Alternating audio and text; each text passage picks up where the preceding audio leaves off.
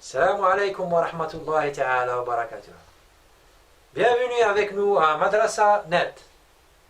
Aujourd'hui, nous allons parler d'un cours sur les homophones grammaticaux.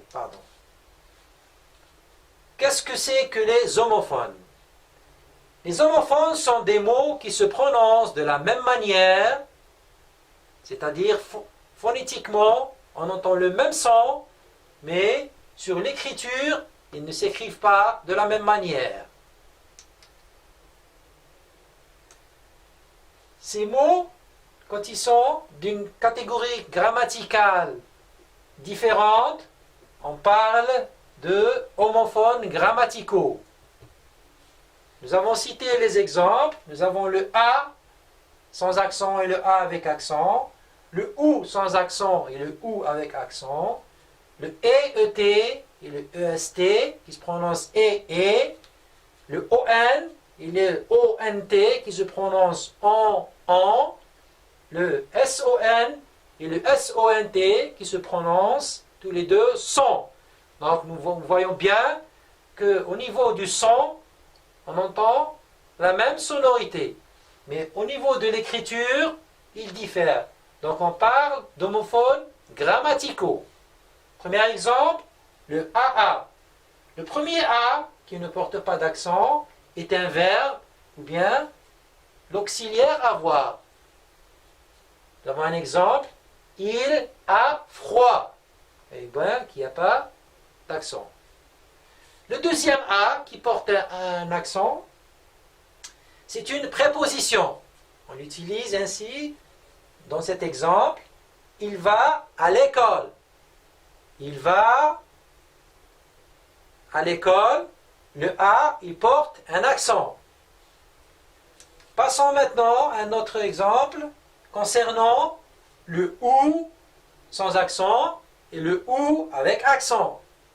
Le OU sans accent, lui, il peut être remplacé par ou bien. Pour parler d'un changement, on dit, exemple, il est arrivé ou pas. Un accent ou bien une autre. Il n'y a pas d'accent.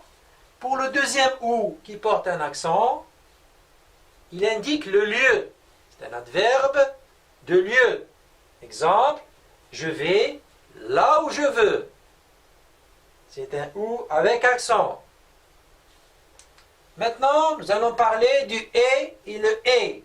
Le premier et ne porte pas de S. C'est une conjonction de coordination qui peut être remplacée par ainsi que. Et puis, encore, ça remplace le et. Exemple, il aime la lecture et le sport. C'est un et qui s'écrit avec le E et le T. Et le deuxième et, qui est différent, qui a le même son que le et précédent, il s'écrit avec le E, S, T, et qui vient de l'auxiliaire ou du verbe être. Conjugué, il nous donne cet exemple, elle est fatiguée, il est en retard. Il est conjugué ce et, il se prononce de la même manière que le ET, mais il ne s'écrit pas de la même manière.